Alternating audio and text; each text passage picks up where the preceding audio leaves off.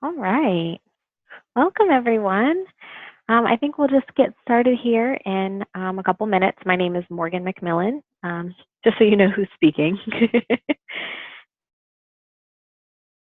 Give it maybe another minute. And then, Claudia, whenever you're ready, feel free to take it away.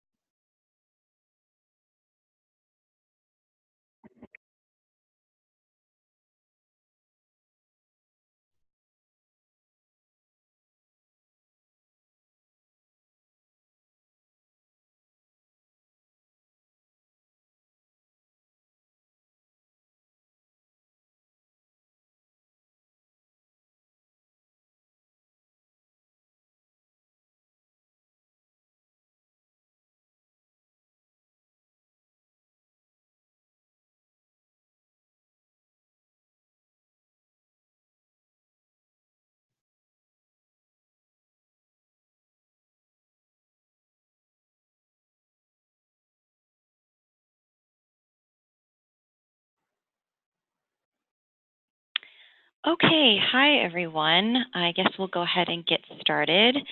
Thanks for joining us. My name is Claudia Villacana, and I am the Financial Wellness Manager at the University of California in Berkeley. And you are at the Polishing Your Presentation Prep webinar. And I am part of the advisory committee for the Higher Education Financial Wellness Summit, and I work on the programming aspect. So I am joined here by a couple of my colleagues who will introduce themselves now. Hi, everyone. Again, my name is Morgan McMillan. I am the Assistant Director of Financial Literacy at Indiana University, and I am both the Director of Operations for the Summit overall, and I co-chair programming with Claudia.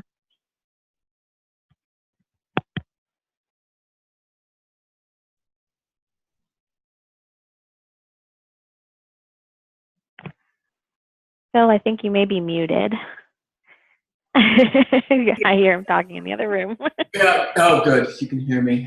So I was practicing there. What I said was that I'm Phil Shimon. I'm the Director of Financial Literacy for Indiana University. I'm also the co-chair, co-founder, that guy for the summit. And I appreciate everybody taking the time just to kind of hear what's going on with the presentations this year.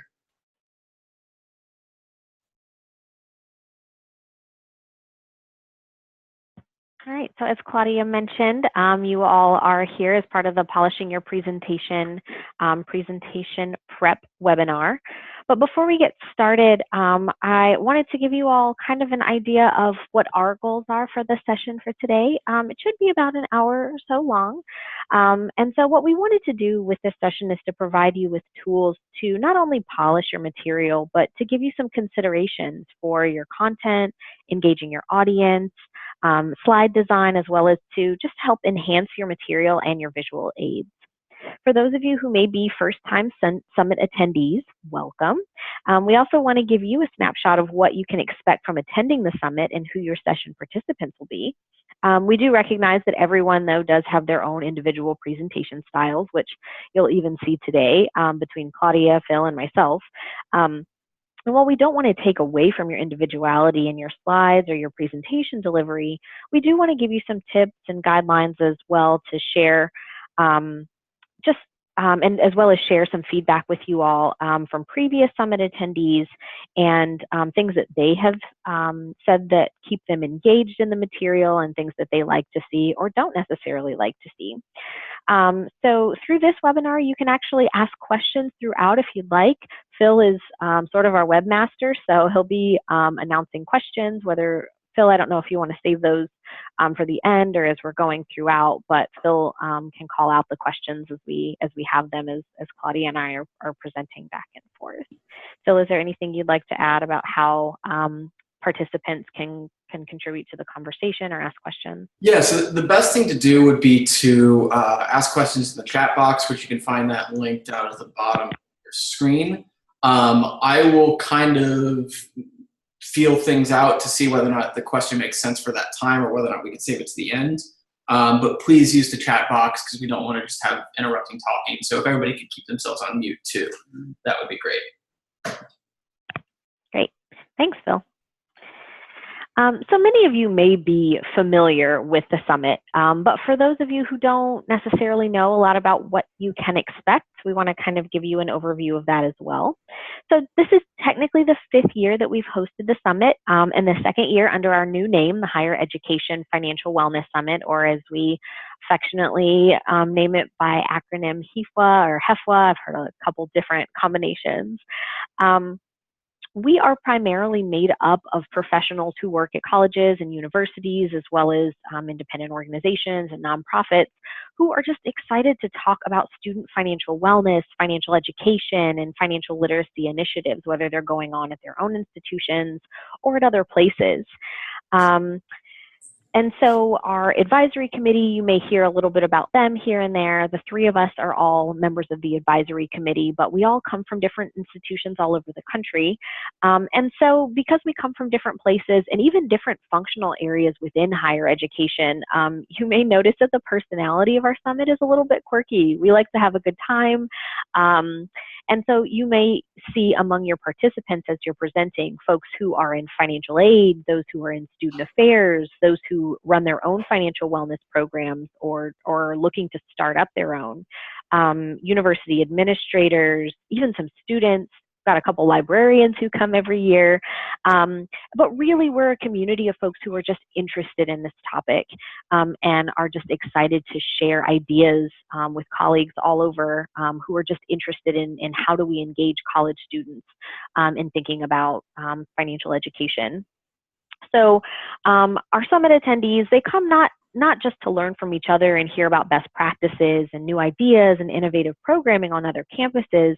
We also gather to share in each other's programming efforts, exchange practices, and even in some cases meet colleagues, mentors, students who can help guide our efforts on our own campus homes. So whether you have or have not presented at a professional conference before, we consider the environment of the summit to be one because we're a little bit quirky, that's a bit more relaxed and like sharing among receptive colleagues, most of whom are really just excited to be in a space where we're talking about issues they haven't really had the venue to discuss anywhere else, much less share their own thoughts or practices and learn from others doing similar work. So that's why we're so excited about the work that we do. And that's a little bit about the summit. Phil, you want to take it away? Yeah, and I'll add to that too. The summit for us, like we always kind of talk about, we talk about this every year. Basically, it's the conference that we've always wanted to go to. Like that's how we approach it every single year with the events that we plan, the speakers that we have, et cetera, et cetera. It's just, all right, if we were designing our own conference, what would that look like? And that's really the mindset that we put behind the summit. So part of that too, and we love seeing this, is our history of attendance. And I should say this is actually from last week. Our number is now actually at the green bar for this year is at 300. So we've actually already surpassed our attendance numbers from all previous years. So we're seeing growth, continued growth in the summit, which is fantastic.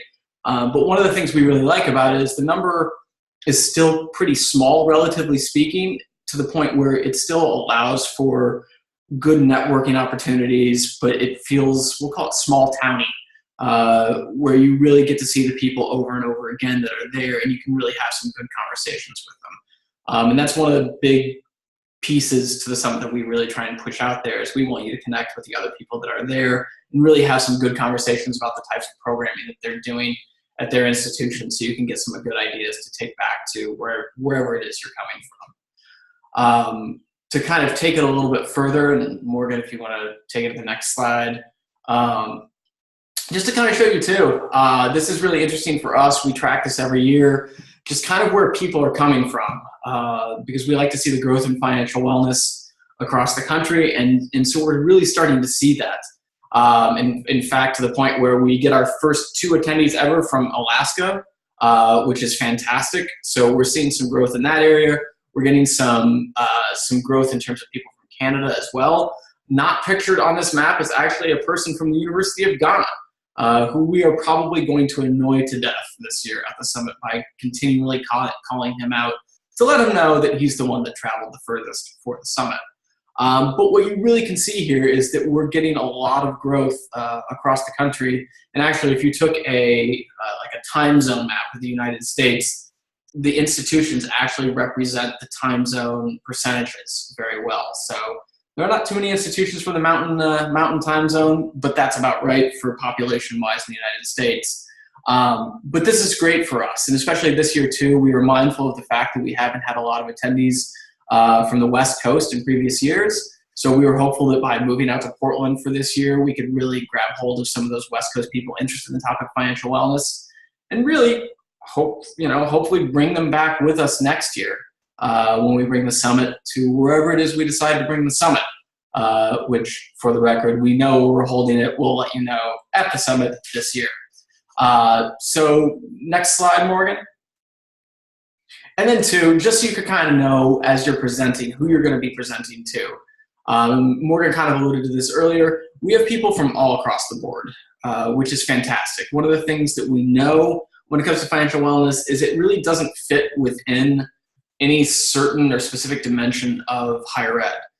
We see different departments all over the country take leadership in these programs. And so really, we just want to be inviting to everybody or anybody that wants to come in and learn about how they can put a program on their campus. So that being said, yeah, you will see a majority of people that are coming from just the financial wellness and education space, which is that big gray piece that's there.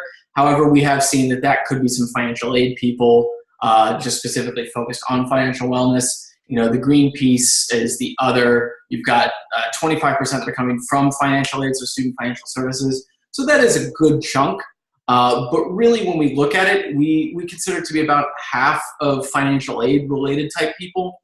And then the rest are coming from all over the place with what I would say secondary being the student affairs space. But it's great to see kind of this kind of growth too, where we're seeing more offices pop up each year that are hosting financial literacy programs. So this is great. And so just so you know, this is who your attendees or who your audience is going to be for your presentations. Okay. So now I'm going to talk a little bit about the logistics of the presentation. So everyone will have 60 minutes for your presentation. You will need to bring your own laptops and maybe a projector adapter. So those of you who have a Mac, a lot of times you know that you need to bring one of those. And just know that technology can be complicated. So in each room, each place is different. So really be aware of any audio that you may be using. So if you're using outside links, videos, things like that, make sure that you test them and you know what the audio sounds like. Are your attendees going to be able to hear what you're displaying? And be aware of your use of outside technology. So we have had people in the past use things like Skype, and due to some internet connection problems, it didn't work as well. So make sure that you test those things out and just be aware of some of the limitations of the technology, and test them out before you actually start your presentation. And actually, too, I know that we get the question frequently whether or not we'll have Wi-Fi in the rooms that we're presenting in. Phil, I know that that's something that we were working on. Yeah, so we will have Wi-Fi in all the rooms. Everybody will get Wi-Fi codes, all that kind of stuff. So you will be able to access that. One thing I will say too, if you are concerned about any of your connectivity, any connectivity issues, feel free to reach out to us. Just email the Summit email account, so info@hafwa.org, and just say you're concerned about it. And I'd be happy to try and get something set up with you just to kind of go test it before anything happens. Because we want to make sure everything is working. And so whatever we can do to kind of help that out, just let us know. Awesome. Thanks, Phil. Great. Yes, thank you. Yeah, because definitely you want to be able to get in the room early, and due to other sessions that are going on, if you can't be there more than 15 minutes beforehand, it'll be easy. Just reach out to us and we'll get you in the room as soon as possible. Okay, great. So let's talk about refining your content. So part one, talking about your actual presentation now. So how do you brainstorm? You want to put all of your content into one, say PowerPoint, Prezi, something like that. So sometimes it might be easier or helpful to do some of that brainstorming outside of that software program. So one idea is to use what's called the Post-it method. So using Post-its to brainstorm all the ideas you have, write them all down on a bunch of Post-it notes, all around a room somewhere, and then filtering it down to just the main ideas, then clustering all of those Post-its together by larger topics, so that you can kind of get a visualization of how everything is going to work, and then kind of putting those in, rearranging it into the structure and a flow that works so that then you can put them into whatever software program you're using. So make sure you're focusing on kind of some of those larger concepts, and then also focusing on what setting your session apart from some of the other sessions. And then the next slide. So continuing with that, what's the big idea? So you don't want to focus too much on basic information, especially since a lot of the presentations at the summit sometimes will start out with some of that foundational knowledge, which is really great. Here's financial wellness, here's the definition of some of these things, but just keeping in mind that a lot of people will cover those sort of things, so just not to spend too much time on that. You want to think about more 2.0 level and focus on the information that's unique to your topic. So you want to watch out for things like oversimplifying some ideas and going too high level with some ideas, and just assuming that your audience has a base level knowledge that they may not have. So just keeping an eye out for those things and focusing more on kind of the big ideas and things that are unique to your presentation. Okay. So did somebody have something to add? No. Okay. So sharing your research. So attendees really like to see research either from what you have been doing at your institution or research that you have utilized, whether it's to develop your program, things like that. So don't be afraid to share your research, and don't be afraid of charts. Like this says, but also making sure that if you're using charts that they should really be easy to read. Make sure that they don't contain more information than your audience can absorb. So we've all seen those charts where there are a bunch of different bars and we're not sure what they represent, different colors. It's just really overwhelming to look at. So make sure that you are using something that's like this. There's big font and you can tell what everything represents. And so one of the tools that we have that might be helpful is this diagrammer.duarte.com. This actually makes it really easy if you have your own data and your own information on your own research to use this tool to create something that's really visually pleasing and something that's really easy to read. So this is a good, and there may be others out there that you might want to research, and things that are free. So this is a free tool that you can use. Yeah, and I think this one also allows you to download some of these individual types of graphics and things like that to help you to develop or display your content. Something that our attendees have said in the past is to avoid the sales pitch. Hey, look, it's an ad. Look at my product. A lot of people get really excited about the products that they use, whether it's something that they've developed in their office or their department, or they're using some sort of a third-party app, or not app, but any sort of resource, whether it's online, something that better helps their students to absorb the information. And so as people are getting excited about it, that's really great, but something we do want to avoid is just sort of selling as you're presenting. Part of the reason that we have sponsors available is that we do have representatives who are there, who our participants can interact with and talk about their products with outside of that space. We want to really make sure that we're distinguishing kind of those two spaces. So when it comes to it, feel free to share the things that you're excited about and the products that you're excited about that, that you use, but just avoid the sales pitch if at all possible. Also, something else that some of our attendees have said in the past is, let us know about your pitfalls. We recognize that not every program is perfect, and it looks really great, to be able to say such and such university has all these awesome things going for them. But participants are also really excited to hear about maybe the things that didn't work as well for you. And your program doesn't have to be perfect in order for you to talk about it. They want to know about kind of just the honest difficulties that you've had. It's, I think, sort of humanizing for people to hear, oh, wow, this program, even though they've been around for 10, 15 years, they are still struggling with some of the things that we're still struggling with in our first or second year of building a program. Sometimes that can be really helpful to hear some of those anecdotes around your challenges.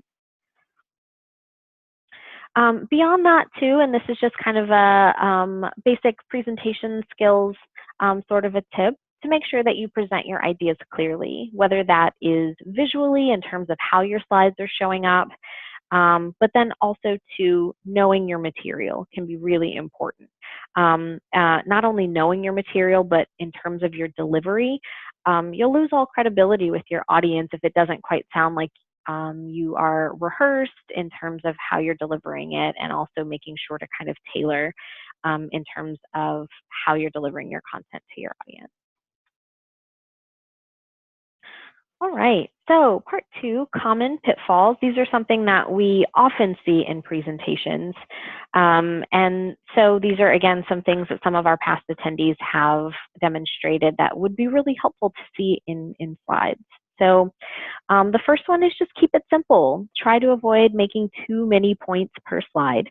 Something that you may notice that I'm even doing here as I'm presenting is I'm creating multiple slides with different points so that they're not all up there at one time and they come across individually. And usually it kind of displays itself a little bit more clearly when you're providing examples in between, rather than putting everything all on one slide at one time. Okay, so second common pitfall is too much text. So just remember that images are fun, a lot of text is not. So images can really enhance your point and evoke emotion in the people who are watching. So we really encourage you to utilize them. So if you're looking for fun and high quality images, do a bit of research. I believe most of the images we use in this presentation are from Pexels.com. So you want to make sure that you find appropriate images that are clear, they're high quality and large enough so that they display well on your slides. I know I've sometimes had the experience where I think it looks great, but then once it's blown up on the screen, it looks terrible. So make sure that you have something that's really high quality and that you have the rights to use.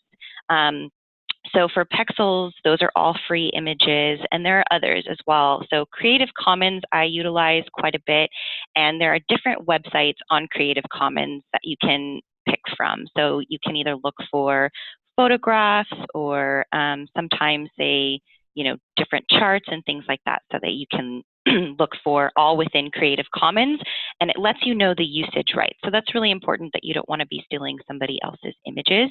You can also use your own images. So taking pictures of your students or events that you've done in your program, and marketing materials.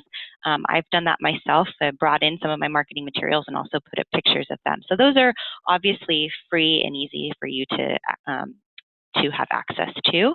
And our attendees really like to see what you're doing on your campus and what things actually look like in practice. So show those things off if you have them. Take pictures and use your own pictures.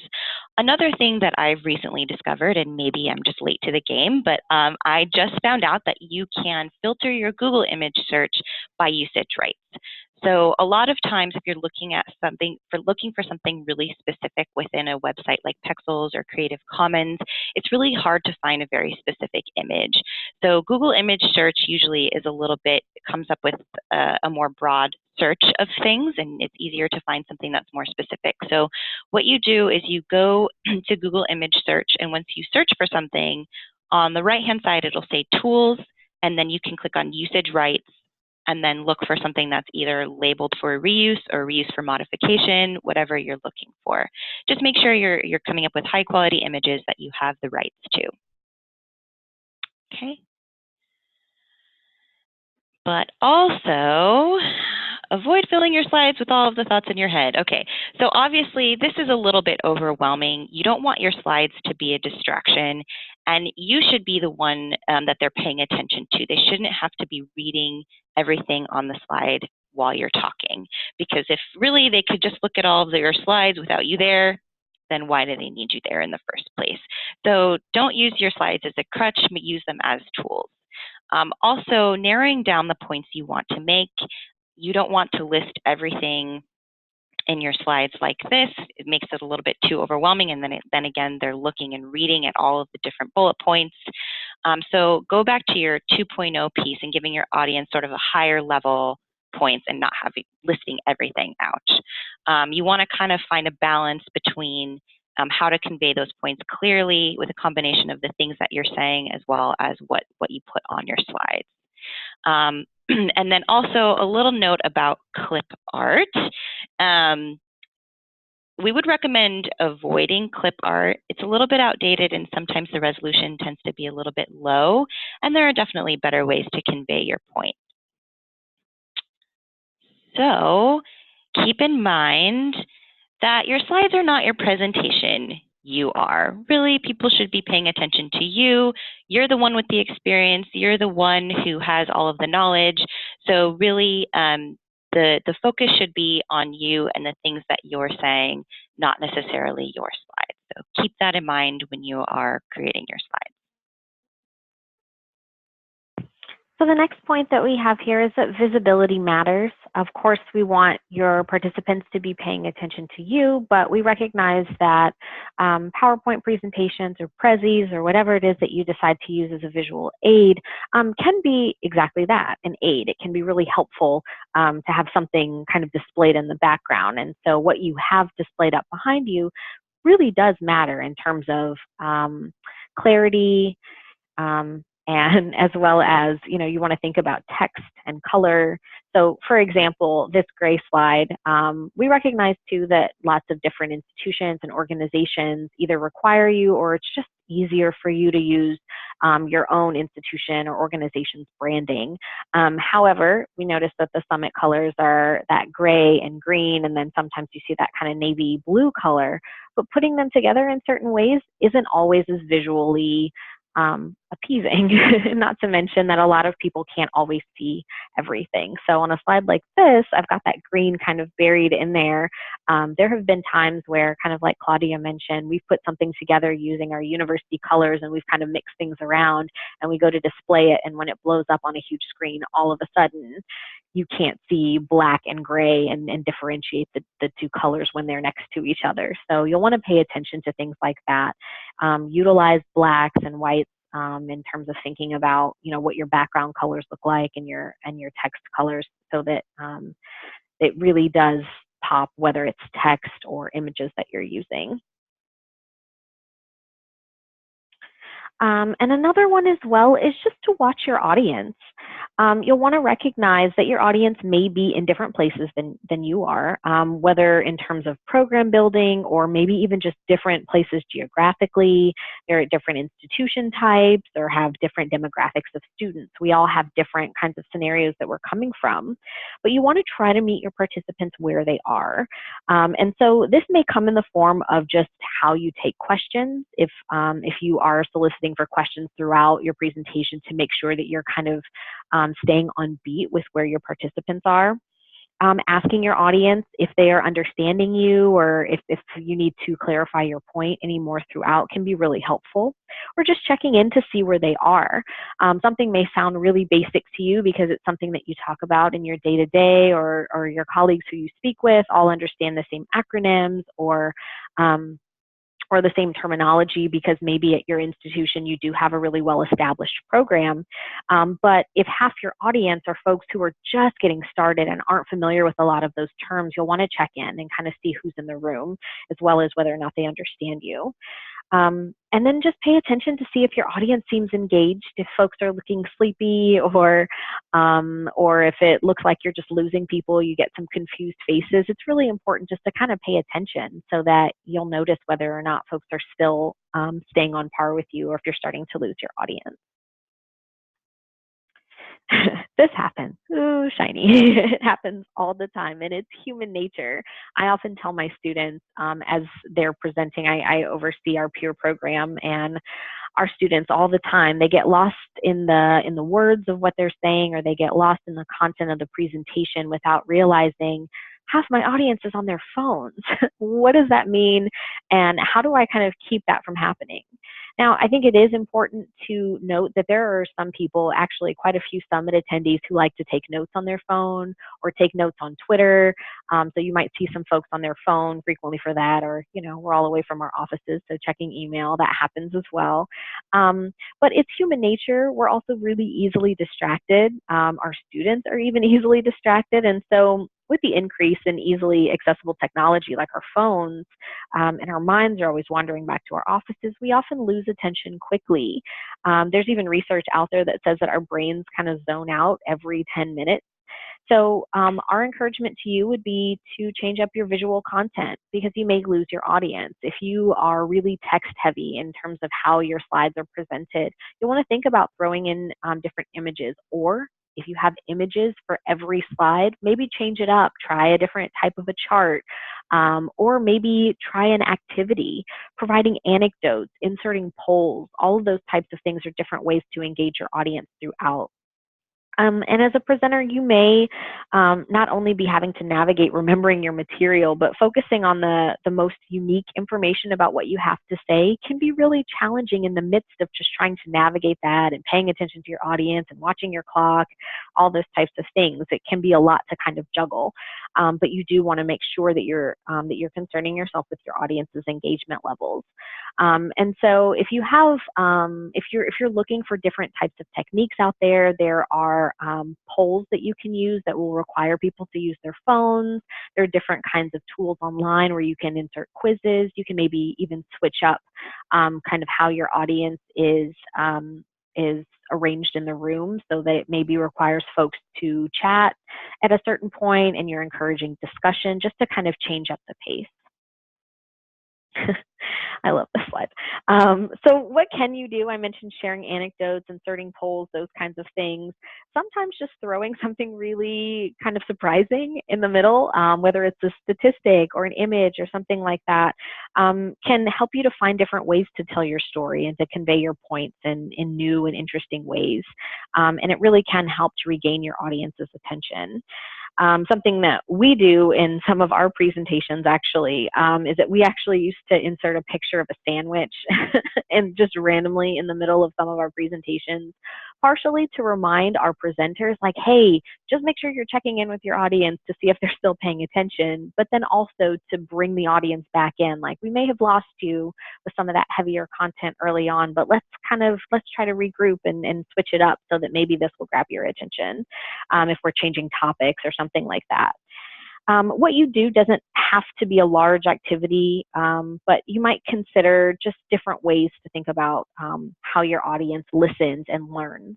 We have folks who are more attracted to visual aids. We have others who are audio or more audio in terms of how they learn and process, and others who may be kinesthetic and like to have hands-on or talk about things that are more specifically related to the experiences that they've had. So those are all things that you'll want to keep in mind in terms of the fact that we are all different types of learners.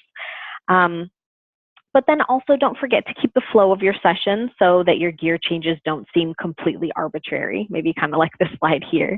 But that, maybe you want to surprise your audience every now and again with an interesting fact or a photo, or switch it up from bullet points or different types of headers on your slides, but also just make sure that you're keeping the flow of your content while you're doing that. And then the next one that we have here, watch your presentation stance and tone. I know as someone who coaches our students who are presenters that I'm paying attention to these types of things all the time. And whether or not your audience is paying attention to it, there are certain things that we often do that just can be distracting. So it may be clicking a pen, it may be shifting your weight, making eye contact with your audience. Confidence in terms of how you present is really important. And so if you demonstrate it when you present, it really does show. It accompanies your slides well. It makes you a little bit more engaging to listen to, and your audience can hear you better. And even if you lose track of your thoughts or the material, it makes you really look like you know what you're talking about. So even if you're like, oh, what was I just talking about? If you seem confident in terms of how you're coming across, it can really help to still keep your audience in tune with you. You want to watch for your verbals and nonverbals as well. So thinking about your tone, how you're speaking, keeping your head up and those types of things so the folks in the back can hear you, your diction, your projection levels, how you enunciate in terms of when you speak and your volume, your speed of speech. Sometimes it's helpful to have a co-presenter with you just to kind of keep you on par as well. So if one of you is speeding up or slowing down, you know, the two of you can balance each other out. That's often really helpful. But you'll want to think about things as well, like, are you a podium presenter? Do you prefer to stand behind something? Do you like to walk? Do you pace? And if you are pacing around the room, are you doing it with purpose, or is it something that's more distracting for your audience? Are you someone who likes to ask a lot of clarifying questions? Do you use a lot of examples? These are all things to consider, as well as your language choice and how you speak to your audience. And I know Claudia mentioned this earlier, but do you want to avoid things like kind of going above your audience's head with your language, or even dumbing things down, you know, making the assumption that maybe folks won't understand you? But again, doing things like checking in with your audience can be really helpful to see if people are staying with you in terms of where you are with your content. Okay, so something that is really, really important is to watch your time. This is actually one of the biggest pieces of feedback that we received last year, is that some of the presenters went over their time. And there are a few things that are complicated with this. You know, people want to be able to get up and stretch before their next session. People want to be able to take a break. You know, you don't want to make it so that people can't make it on time to their next session, excuse me. And also there are moderators that are going to want to come in and kind of set everything up, and people who are going to need to use the room after you. So just make sure that you're watching your time. As I said before, you do have 60 minutes. So, you know, you also want to make sure that you can get through all of your content so that you have adequate time to get through all of the things and make all of the points that you want to make, and have a really good discussion with everyone in the room. So you want to make sure that you do have enough time for Q&A at the end. You don't want to be rushing and kind of skip over things that you really think are important just to kind of make sure that you're on time. You want to make sure that you really honor the content of your presentation and make sure that it's, you know, the quality is not compromised because of timing. So there will be session moderators in the room that will help you keep time. Oh, sorry, Morgan. So just make sure that you're being considerate of them and the attendees, so you can make sure that, yeah, so there will be session moderators that will help you with that as well. Okay, next slide. Also, make sure that you practice beforehand. A lot of people, you know, they say, oh, I'll just wing it. I've done a lot of presentations before. So you just want to make sure that you give yourself enough preparation time so that you can make sure that you are on time, that you're making the points that you really want to make. And if you have a co-presenter, you know, make some time to run through it with them, you know, actually slide through slide by slide to know what you're saying with each slide, to make sure that you're not missing any points, and so that you don't make any mistakes like our friend here on the slide. All right, so the final piece that we want to talk to you all about are evaluations and feedback. So we actually do offer evaluations for every single individual session. So once you have completed your session, all of the participants in the room will actually have paper copies. I know that we're killing trees, but it really is effective, and it's worked for us very well in the past to have paper copies. And so I want to give you sort of an idea of some of the things that are asked on those evaluations, so you know what your participants are looking at. First off, I mentioned that they are paper, but they're, as Claudia mentioned, there will be moderators in the room. And so before you come in, the moderators will have already started to distribute surveys if they're not still collecting from the previous session before yours. Please be kind to our moderators. They are here, there, and everywhere, and they're running all over the place. And so sometimes they need a little bit of your help as well, whether it's making an announcement, maybe at the very beginning of your session, to say, hey, we're collecting evaluations. And the evaluations aren't just to help progress the summit and what we're looking to do in previous years. It's also to help you all out as well. We do provide you all with the feedback that your participants completed in those evaluations after the summit ends. And so it can be really helpful for you as well. We do ask questions around just kind of presentation style, and was the presentation clear? Did you understand the content? But then also takeaways as well. Did the audience feel like they had something tangible to take away with them, as well as did they feel like they learned something? And usually folks will write comments down at the very bottom as well too, just some additional comments on the presentation, what they liked, what they didn't, what they wish they would have seen. Our moderators will also be helpful in terms of helping you to time your session. And then that way they know how much time they'll have to collect surveys at the very end as well. And then each time someone actually completes an evaluation, so they may be completing them in the room as you're wrapping up, or as you've given them maybe a couple extra minutes to complete those evaluations at the room. Once the moderators they usually will stand at the back of the room after everything is over to collect those surveys. They will also be handing out raffle tickets. And so this applies to you as well. Anytime you complete an evaluation for a session, you'll be handed a raffle ticket. And those tickets go toward winning some of our summit giveaways at the very end. So it's a really exciting, I think, incentive that's really helped us to receive really good feedback in the past. And then speaking of feedback, I did want to share some other comments that some of our participants have given in the past outside of some of the things that we've already discussed. Just some things that you'll want to keep in mind in terms of as you're making your last preparations toward putting your slide decks together and things like that.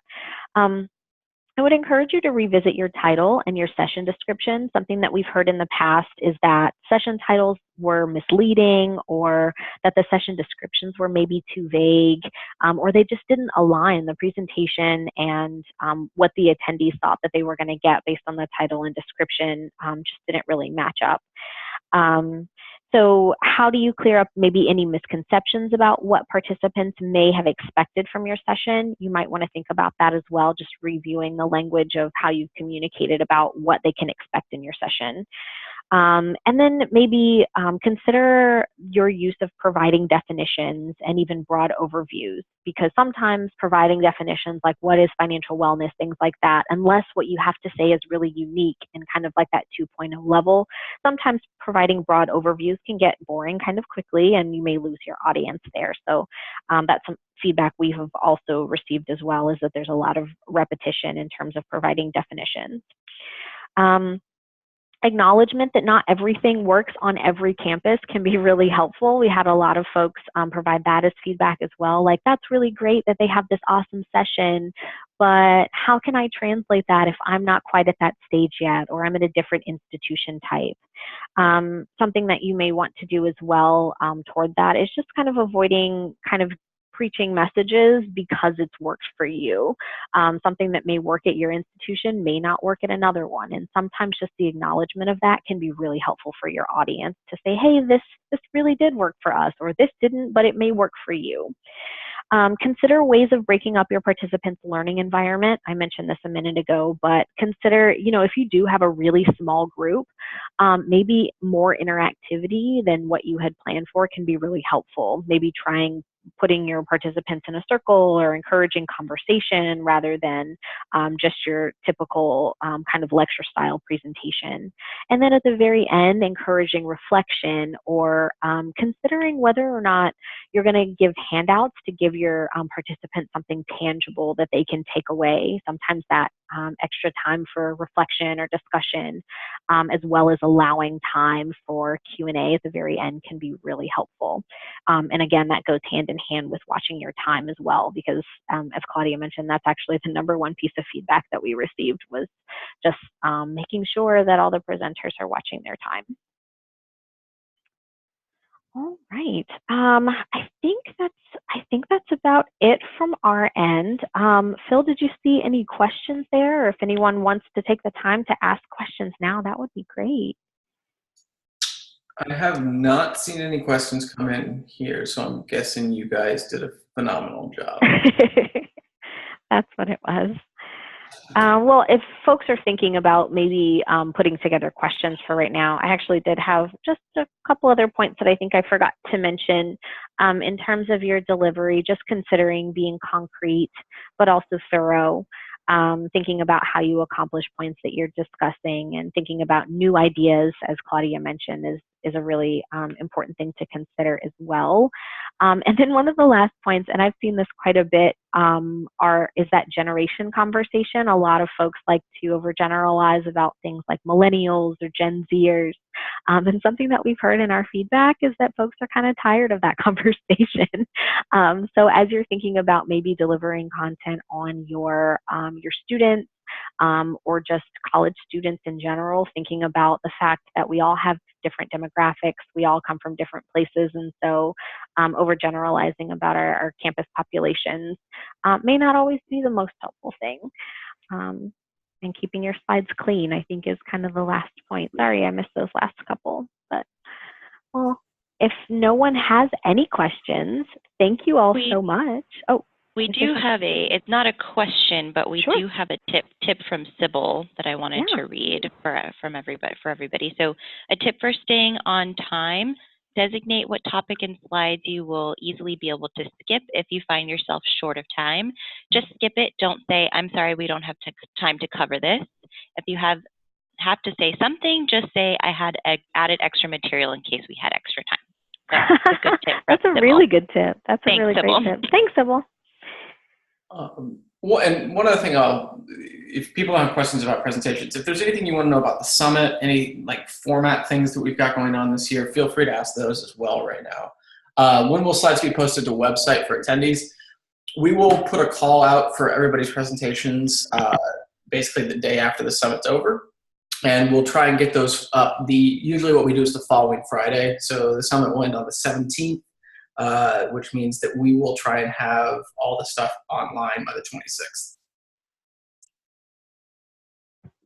All right. Awesome. So can we estimate the number of people that will be in each session? Again, we have about 300 people that are going to be showing up to the summit. Probably a little bit more after that.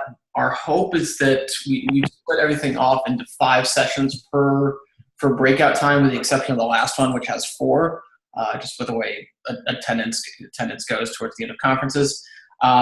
We expect that you'll probably get somewhere, I would say, between 40 and 50 people in each session.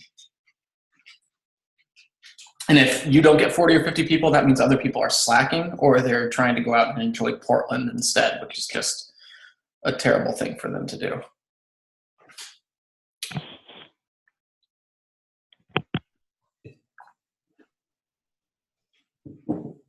Thanks, Sybil. All right. Well, if you do have any more questions, again, feel free to contact us at info, that's INFO, at HEFWA.org. Thank you all so much for attending, and we look forward to seeing you all next month in Portland. Thank you. Thanks.